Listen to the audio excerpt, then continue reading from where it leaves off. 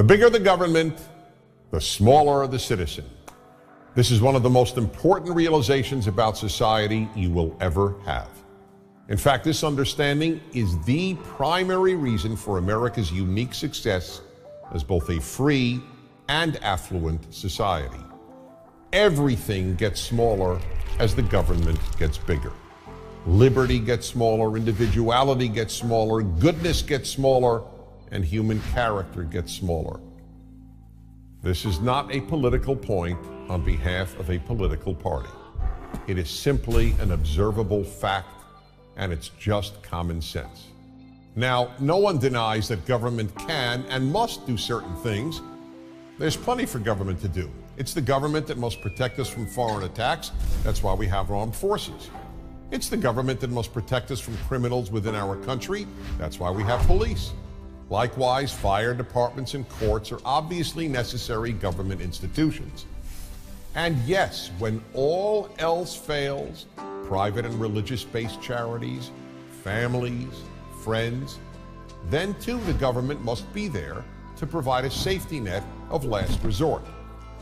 But it must always be of last resort. When government is the first resort, the first place citizens look when they have a problem, bad things happen. As government grows, almost everything else begins to disappear. The first thing that goes when government gets bigger than it needs to be is goodness. Yes, goodness. As the state gets bigger, people simply do less good for their fellow citizens. After all, why help others when the government will do it for you?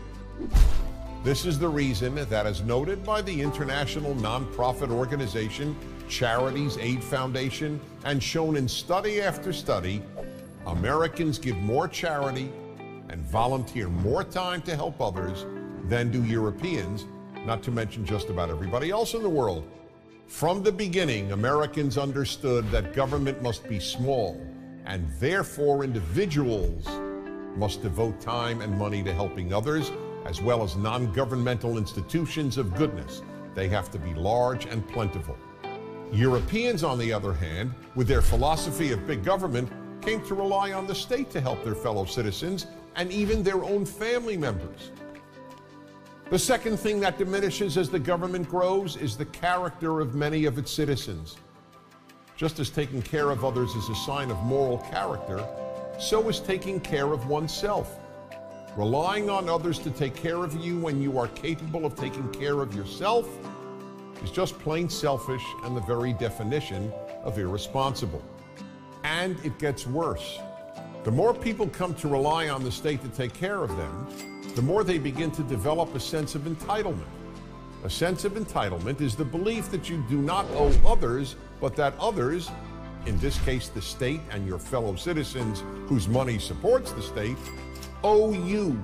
A sense of entitlement creates two other bad character traits: ingratitude and resentment.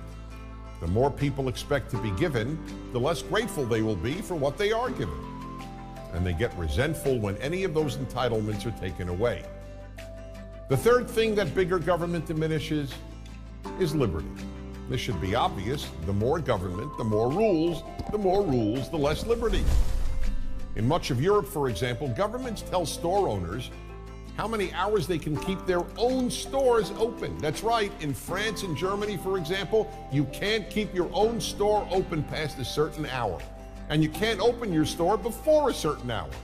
And in the United States, the Federal Register was 2,620 pages long in 1936.